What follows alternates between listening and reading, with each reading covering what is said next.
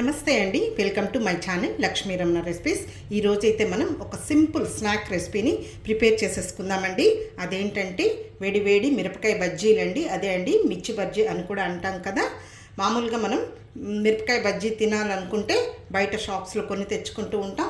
అలా కాకుండా మనం సింపుల్గా టేస్టీగా హెల్తీగా ఒక 10 నిమిషాల్లో ఇంట్లో ప్రిపేర్ చేసేసుకోవచ్చండి. ఇలా మనం మిరపకాయ బజ్జీలు చేసేసుకొని కొంచెం ఉల్లిపాయ ముక్కలు కట్ చేసేసుకొని కొద్దిగా నిమ్మరసం పిండుకొని తింటే కూడా చాలా టేస్టీగా ఉంటుందండి. కాబట్టి ఈరోజు మనం సింపుల్ స్నాక్ అయినటువంటి ఈ మిరపకాయ బజ్జీని చాలా ఈజీగా టేస్టీగా హెల్తీగా ఎలా ప్రిపేర్ చేసుకోవాలో కావాల్సిన పదార్థాలు తయారీ విధానం ఒకసారి చూసేద్దామండి. ఈవినింగ్ టీ టైం స్నాక్గా తినడానికి చాలా బాగుంటాయి. ఇక్కడైతే నేను ఒక 1/2 కేజీ ఇలా మిర్చి బజ్జీ తీసుకున్నానండి. వీటిని శుభ్రంగా కడిగేసి పెట్టేసుకున్నాను. కొంచెం లావుగా ఉన్నాయి కాబట్టి వీటిని ఒకదాన్ని 2గా కట్ చేసేసుకోవాలి. కొద్దిగా సన్నగా ఉన్నాయనుకోండి మనం డైరెక్ట్గా అలాగే కూడా మిర్చి బజ్జీలు చేసేసుకోవచ్చు.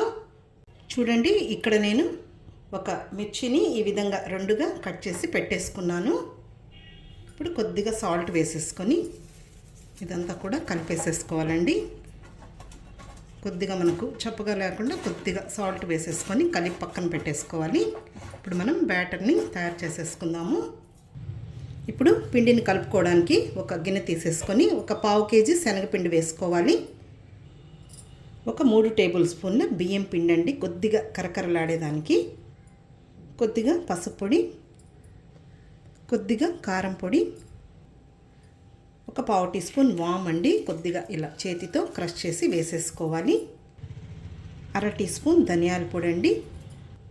ఇప్పుడు రుచికి సరిపడా సాల్ట్ వేసేసుకొని ఇదంతా కూడా ఒకసారి బాగా కలిపేసేసుకోవాలి. ఇప్పుడు ఇందులో కొద్దిగా వంట సోడా వేసుకోవాలండి. ఇప్పుడు కొద్దిగా నీళ్లు వేసుకుంటూ మనం బజ్జీ పిండి ఎలా కలుపుకుంటామో అలా కలుపుకోవాలి. ఒకేసారి వేయకుండా కొంచెం వేసుకుంటూ కలుపుకోవాలి. చూడండి, పిండిని ఈ విధంగా కలుపుకోవాలండి. మరీ గట్టిగా కాకుండా అలాగని లూజ్గా కాకుండా పిండిని కూడా బాగా మనం కలుపుకుంటే మిర్చి బజ్జీలు అంత బాగా వస్తాయన్నమాట. ఇప్పుడు మనం ఒక్కొక్కటి ఇలా కట్ చేసి పెట్టుకున్న ఈ మిరపకాయని ఇలా డిప్ చేసేసుకొని ఆయిల్ పెట్టేసేసుకొని ఫ్రై చేసేసుకోవడమే అండి. ఇప్పుడు ఫ్రై చేసుకోవడానికి ఆయిల్ పెట్టానండి. ఆయిల్ వేడెక్కింది. మంటని మీడియంలో పెట్టేసుకోవాలండి. మనం హై ఫ్లేమ్ పెట్టామంటే మనకు త్వరగా మాడిపోతాయి, మళ్ళీ చల్లారిన తర్వాత మెత్తగా ఉంటాయి. ఇప్పుడు ఒక్కొక్కటే ఈ పిండిలో డిప్ చేసేసుకొని వేసేసుకోవాలి.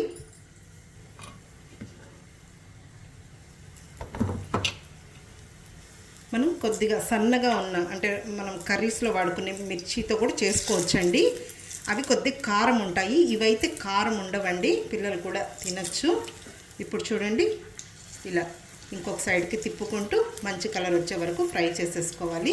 హై ఫ్లేమ్ పెట్టామంటే చెప్పాను కదండి, త్వరగా కలర్ వచ్చేస్తాయి, మళ్ళీ మనకు మెత్తగా ఉంటాయి. చూడండి, మనం ఒక మిరపకాయని 2గా కట్ చేసినా కూడా కొంచెం పెద్దగానే వచ్చాయి. మనం డైరెక్ట్గా అలాగే వేసామంటే మరీ పెద్దగా ఉంటాయండి. మామూలుగా వర్షం పడుతున్నప్పుడు లేదా ఎప్పుడైనా మనకు వేడివేడిగా ఇలా తినాలనిపించినప్పుడు బయట షాప్స్లో కొని తెచ్చుకోకుండా ఇలా ఇంట్లోనే ఈజీగా మనం హెల్తీగా ప్రిపేర్ చేసేసుకోవచ్చండి. ఇప్పుడు చూడండి, ఇవి మంచి కలర్ వచ్చాయి, తీసేసుకుందాము.